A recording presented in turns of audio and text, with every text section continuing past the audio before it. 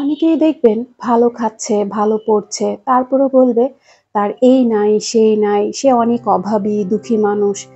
আসলে কৃতজ্ঞ মানুষই বরকত রিজিক পায়। জানেন যে অল্প পেয়েও শুকরিয়া আদায় করে আল্লাহর কাছে, আল্লাহ তার রিজিক দ্বিগুণ বাড়িয়ে দেন। যার যতটুকু সামর্থ্য আছে ততটুকু নিয়ে সন্তুষ্ট থাকা উচিত। যেটা আল্লাহ তাআলা লিখে রেখেছেন আমাদের জন্য সেটাই হবে। আল্লাহর দয়া ছাড়া আমরা কিছুই নই, আর তার বরকতই জীবনের সৌন্দর্য। যেখানে রহমত আছে সেখানেই বরকতের ঠিকানা। কৃতজ্ঞতা হলো বরকতের চাবি, আর দোয়া হলো রহমতের দরজা। আমাদের সবার জীবনে আল্লাহর দরবারে কৃতজ্ঞতা প্রকাশ করা অপরিহার্য। আল্লাহ যাকে যেটুকু দিয়েছেন তাই নিয়ে আমরা কৃতজ্ঞতা জানাই এবং তার কাছে শুকরিয়া আদায় করি। প্রতিটি দেওয়ার মুহূর্ত ও সুযোগের জন্য আল্লাহর কাছে ধন্যবাদ জানানো আমাদের আত্মার শান্তি দেয়। যা আছে তার জন্য কৃতজ্ঞ থাকুন, আল্লাহর কাছে সব সময় শুকরিয়া আদায় করুন। হ্যালো এভরিওয়ান, আসসালামু আলাইকুম। বাংলাদেশি ব্লগার রূপা চ্যানেলে সবাইকে স্বাগত জানাচ্ছি। আমি রূপা বলছি। কি অবস্থা, কেমন আছেন আপনারা সবাই? আশা করছি আল্লাহর রহমতে সবাই ভালো আছেন, সুস্থ আছেন, নিরাপদে আছেন। কাছে ও দূরে, দেশ ও দেশের বাহির থেকে যে যেখান থেকে আজকের এই ভিডিও দেখছেন, আপনাদের সবাইকে জানাই আন্তরিকভাবে স্বাগত। নতুন আরো একটি ব্লগ নিয়ে হাজির হলাম। আশা করছি আজকের ব্লগটিও বরাবরের মতো ভালো লাগবে। সকালবেলা নাস্তা করার পরেই গিয়ে আমি কিন্তু আজকের ভিডিওটা স্টার্ট করেছি। এই মুহূর্তে যারা ভিডিওটি দেখছেন, ভিডিওটি ভালো লেগে গেলে প্লিজ একটি লাইক দিয়ে ভিডিওটি কন্টিনিউ করবেন। তো এখানে আজকে আমি আমার কিচেনটা কিন্তু সুন্দর করে ডিপ ক্লিন করব, সেটাই কিন্তু এই যে আপনাদের সাথে শেয়ার করছি। তো সকালে নাস্তা করার পরে প্রতিদিন যে কাজগুলো করে থাকি আজকে কিন্তু আপনাদের সাথে সেটাই শেয়ার করছি। আমি প্রথমত সব সময় বলি কিচেনটা আগে ক্লিন করে নিই, আর কিচেনটা যদি পরিষ্কার পরিচ্ছন্ন থাকে মনটা কিন্তু অনেক বেশি ভালো থাকে। আপনি দেখবেন একটা পরিষ্কার পরিচ্ছন্ন রান্নাঘর, একটা পরিষ্কার পরিচ্ছন্ন ঘর আপনাকে অনেকটা স্বস্তি দেবে। আজকে যাই হোক, এখানে আমি থালা বাসন ধুতে গিয়ে দেখেন আমি কি করেছি। আমার যে চায়ের যে মগটা ছিল সেখান থেকে 3 পিস মগের থেকে কিন্তু একটা ভেঙে ফেলছি। তো প্রায় সময় কিন্তু এরকম মানে টুকটাক ভুল হয়ে যায়, তাড়াহুড়া কাজ করতে গেলে যা হয়। তো আমার সিঙ্কটা না কেমন যেন একটু খাড়া টাইপের, তো সিঙ্কের উপরে এগুলো রেখে আমি ধুচ্ছিলাম। প্রতিদিন তো সাবধানে ধুই, মাঝে মধ্যে কিন্তু একটু অসাবধানতা হয়ে যায়। তো যাই হোক, যেটা ভাঙার সেটা ভাঙবেই, মানে যেটা কিসমতে থাকবে না সেটা জোর করে চাইলেও রাখা যাবে না।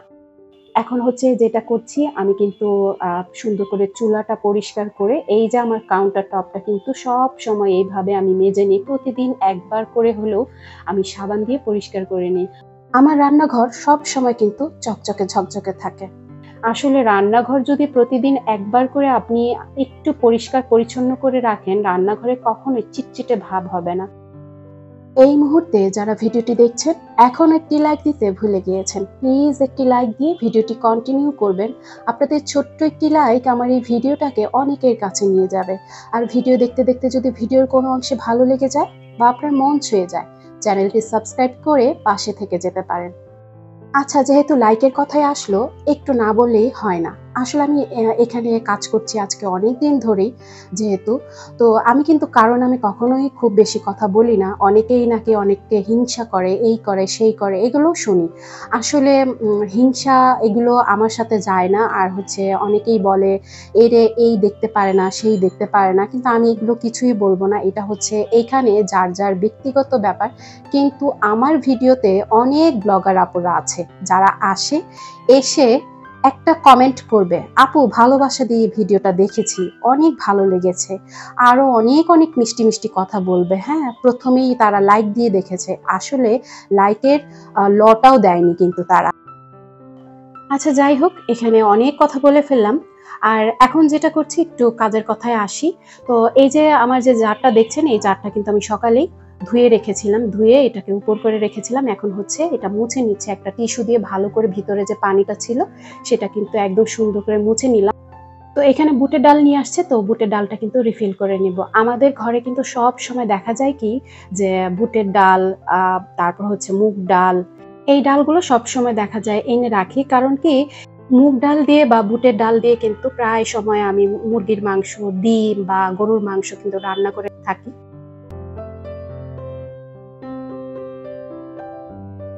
আচ্ছা, এখন হচ্ছে গিয়ে আমার যে ক্যাবিনেটের উপরে যে অর্গানাইজার গুলো আছে সেই অর্গানাইজার গুলো কিন্তু আমি এখন ক্লিন করে নিব। ক্যামেরাতে কতটুকু আপনারা বুঝতে পারছেন জানি না, কিন্তু ভালোই কিন্তু ধুলা হয়েছে। আর আপনারা প্রতিটা জার দেখছেন, আমার এই জারগুলো কিন্তু সব সময় ক্লিন থাকে। যখনই দেখি যে একটু ময়লা হয়ে আসছে তখনই কিন্তু আমি জারগুলো ধুয়ে আমি সুন্দর করে মুছে তারপর আবার হচ্ছে নতুন করে রিফিল করে নিই।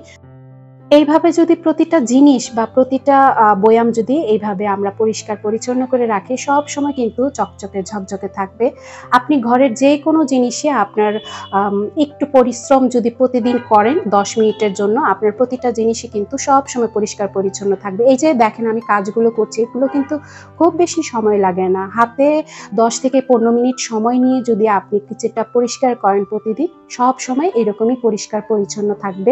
আপনারা যারা নিয়মিত আমার ভিডিও দেখেন আপনারা কিন্তু জানেন এর আগে আমি যে বাসাটায় ছিলাম সেই বাসার কিচেনটা অনেক বেশি ছোট ছিল, কিন্তু তারপরও আমার কিচেনটা কিন্তু সব সময় তেল চিটচিটে মুক্ত থাকতো। কেন থাকতো বলেন তো? ওই যে আমি সব সময় পরিষ্কার পরিচ্ছন্ন করে রাখতাম।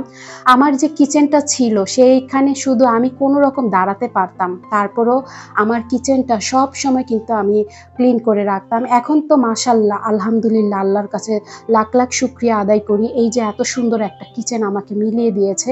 আসলে ভাড়া বাসায় কিন্তু সব সময় সুন্দর কিচেন মিলে না। যদি দেখা যায় ঘর সুন্দর হয় কিচেন সুন্দর হয় না। তো আল্লাহর কাছে কোটি কোটি বার শুকরিয়া আদায় করি যে একটা সুন্দর বাসা আমাকে মিলিয়ে দিয়েছে। সবকিছু আল্লাহর ইচ্ছে। আচ্ছা, এখন একজন আপুর কমেন্ট পড়ে একজন আপু জানতে চেয়েছে এই যে অর্গানাইজারটা এটা কি কাঠের কিনা? না আপু, এটা কাঠের না, এটা হচ্ছে বোর্ডের। তো এই অর্গানাইজারটার দাম কত সেটাও জানতে চেয়েছে। এই অর্গানাইজারটার দাম হচ্ছে ১৫০০ টাকা। এটা কি আমি অর্ডার দিয়ে বানিয়েছি কিনা সেটাও জানতে চেয়েছে। হ্যাঁ আপু, এটা আমি অর্ডার দিয়ে বানিয়ে নিয়েছি। বোর্ডের যে দোকানগুলো আছে সেখানেই কিন্তু আপনারা অর্ডার দিয়ে এগুলো বানিয়ে নিতে পারবেন। আপনাদের মন মতো আপনারা কাস্টমাইজ করে নিতে পারবেন। যে যেভাবে চান সেভাবেই কিন্তু সুন্দর করে মন মতো করে বানিয়ে নেওয়া যায়। আপনাদের সাথে কিন্তু আমি কথা বলছি, সাথে সাথে অনেক কাজ করছি। তো অর্গানাইজারগুলো আমি সুন্দর করে ক্লিন করে তারপর হচ্ছে গিয়ে ফ্লোরটা কিন্তু এখন পরিষ্কার করে নিচ্ছি। তো ফ্লোরটা আমি হাতেই পরিষ্কার করি। আমার অনেক আপুরা বেশ কিছুদিন ধরে আমার এই যে কিচেন যে ক্যাবিনেটটা আছে এইটার সম্পর্কে কিন্তু জানতে চাচ্ছেন। তো আপুদের আমি বলেছিলাম গত ভিডিওতে যে আমি ক্যাবিনেট সম্পর্কে পুরো ডিটেলস বলে দিব। এই ক্যাবিনেট সম্পর্কে আরো জানতে চেয়েছে, এটার দাম কত পড়েছে, এটাকে আমি অর্ডার দিয়ে বানিয়েছি কিনা, তো এটা কয় ফিটের, এটা কি বোর্ডের, অনেক অনেক প্রশ্ন কিন্তু। আচ্ছা, আমি একসাথে এখন বলে দিচ্ছি। হ্যাঁ, এটা আমি অর্ডার দিয়ে বানিয়েছি এবং এটা হচ্ছে ৫.৫ ফিটের। এটার দাম পড়েছে ৯,০০০ টাকা। আর এটা কি বোর্ডের? এটা হচ্ছে মেলামাইন বোর্ডের। তো এটা কি অন্য কোনো কালারে করা যাবে কিনা এটাও জানতে চেয়েছে। হ্যাঁ আপুরা, আপনারা যে কোনো কালারে কিন্তু এই ক্যাবিনেট করে নিতে পারবেন। তাদেরকে গিয়ে বললেই হবে, মেলামাইন বোর্ডের যে কালারগুলো আছে তাদের বললেই হবে, তারা কিন্তু ওই কালারে আপনাকে বানিয়ে দিবে। আপনারা আপনাদের মন মতো কিন্তু করে কাস্টমাইজ করে নিতে পারবেন। কথা বলতে বলতে আমি কিন্তু কিচেনটা সুন্দর করে দেখিয়ে দিলাম। আমার কিচেনটা কত সুন্দর করে আমি একদম ক্লিন করে চকচকে ঝকঝকে করে। আচ্ছা, এখানে আমি একটু ডাল ভেজে নিচ্ছি। তো আজকে দুপুরে রান্নায় আমি মুড়ি ঘন্ট রান্না করব। তো আমি আগেই রুই মাছের মাথাটা কিন্তু বের করে ভিজিয়ে রেখেছি, আর এখানে ডালটা ভেজে কিন্তু আমি ভিজিয়ে রেখে এসেছি বেডরুমে। তো বেডরুমটা গোছাবো, বিছানার চাদরটা তুলে নিব। চাদরটা কিন্তু ভালোই বেশ ময়লা হয়েছে। তো এখানে নতুন একটা ফ্রেশ চাদর বিছিয়ে নিব। তো এখানে কাজ করতে করতে একজন আপুর কমেন্ট পড়ে আপনাদের শোনাই। আমার স্বামী আমাকে বিয়ে করে তার পরিবারের কাছে ফেলে রেখেছিল। এরপর তারা দুপুরে আমাকে ভাত খেতে দিত না। সারাদিন এই কাজ ওই কাজ করাইতো। তারপরও দিন শেষে বলতো সে নাকি কোনো কাজই করে নাই। এই নিয়ে তাকে অনেক খারাপ ভাষায় কথা শোনাইতো এবং সে কথাগুলো অনেক সময় তার স্বামী শুনতো। তার স্বামী এসব কথা শুনেও কিছু বলতো না। তার শ্বশুরবাড়ি ছিল যৌথ ফ্যামিলি। এইভাবে তার দিন যায়, মাস যায়, বছর যায়, যুগ যুগ পার হয়। তো এক একজন এক একভাবে নির্যাতন করত। এখন তার ২টা ছেলে মেয়ে। সে ওই পরিবারের সাথে ২০ বছর ছিল। এখন সে আলাদা আছে। তার সাথে যে অন্যায় হয়েছে সেই কষ্টগুলো সে এখনো ভুলতে পারে নাই। এই জন্য তার স্বামীকে তার সম্মান করতে ইচ্ছে করে না। আপুর কমেন্টটা যখন আমি পড়েছি তখন আমি কিছুক্ষণ চুপ হয়ে বসেছিলাম। সিনেমা নাটকে আমরা এরকম কাহিনী কিন্তু অনেক দেখেছি। বাস্তবে এরকম হয় কিনা আমার কিন্তু তেমন একটা ধারণা নাই যে মানুষকে কিভাবে ভাত খেতে দেয় না, যেমনই হোক না কেন। একটু, হ্যাঁ, প্রতিটা সংসারে কেউ বলতে পারবে না আমার সংসারে কোনো ঝামেলা নাই। যে এই কথাটা জোর গলায় বলবে সে হয়তোবা নিজে বোকা, না হলে অন্যকে বোকা বানাতে চাচ্ছে। আমিও বলবো না আমার সংসার একদম নিখুঁত। প্রতিটা সংসারেই ২ টা মানুষ একত্রে থাকলে ঝগড়াঝাটি হবে। কিন্তু একটা মানুষ কিভাবে একটা মানুষকে ভাত খেতে দেয় না বলেন তো? এটা তো অন্যায়, তাই না? মানে একটা পরের ঘরের থেকে মেয়ে এনে যা ইচ্ছা তাই কিন্তু করা যায় না। আপনার যদি ভালো না লাগে আপনি বিয়ে করবেন না। আপনার যদি খুব বেশি আপনার ফ্যামিলির প্রতি টান থাকে তাহলে আপনি ফ্যামিলি নিয়েই থাকবেন। একটা মেয়েকে বিয়ে করে কখনো কষ্ট দিবেন না। আমার কাছে মনে হয়, জানি না আমার এই কথাগুলো কার কাছে কেমন লাগবে, কিন্তু এটাই বাস্তব কথা। আপনি কেন একজন মেয়ের জীবন নষ্ট করবেন বলেন তো? একটা মেয়ের বিয়ের পরে যে মানুষটার হাত ধরে একটা নতুন সংসারে প্রবেশ করলো, সেই মানুষটার ভালোবাসা পাওয়ার কথা ছিল। সেই মানুষটাই যদি অবহেলা করে, কষ্টটা বোঝানোর মতো শব্দ থাকে না। মেয়েরা সবকিছু সহ্য করে, কিন্তু সবচেয়ে বেশি কষ্ট পায় তখন যখন ভালোবাসার মানুষটাই বুঝে না তার মনের যন্ত্রণা। বিয়ের পর জীবনটা সুন্দর হবে ভেবেছিল, কিন্তু পাশে থাকার মানুষটাই কিন্তু দূরে। তখন সব স্বপ্ন হারিয়ে গেল একেবারে। অনেক সময় সমাজের জন্য অনেক নিয়ম নীতির মধ্যে ফাঁদে পড়ে মেয়েরা। এমন অনেক পরিস্থিতিতে চলে যায় যেখানে তারা সুখী নয়, কিন্তু বিচ্ছেদের চিন্তা করলেও কঠিন মনে হয়। একজন পুরুষ কেন নারীর অনুভূতিকে গুরুত্ব দেয় না? কেন মেয়েরা অবহেলায় থাকে? বলতে পারেন?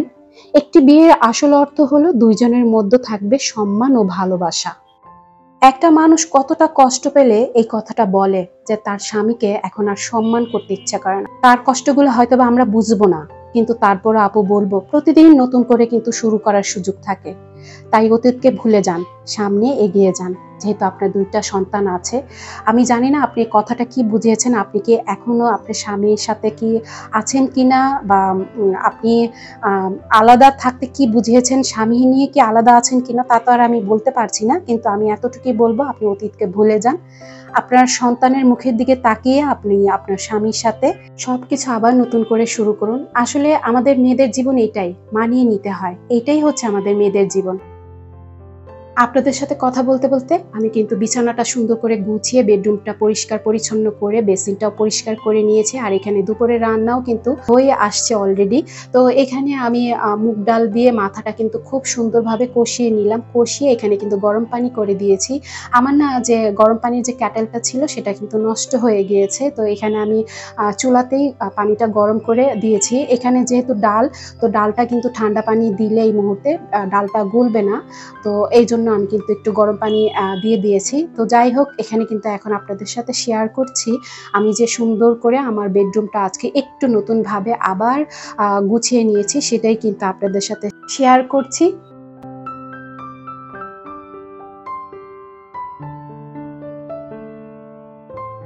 যাই হোক, কথা বলতে বলতে ভিডিওর একদম শেষ পর্যায়ে চলে এসেছি। আজকে এখান থেকে বিদায় নিচ্ছি, আপনাদের সকলের সুস্থতা কামনা করে। আপনারা সকলেই ভালো থাকবেন। আল্লাহ হাফেজ। আসসালামু আলাইকুম।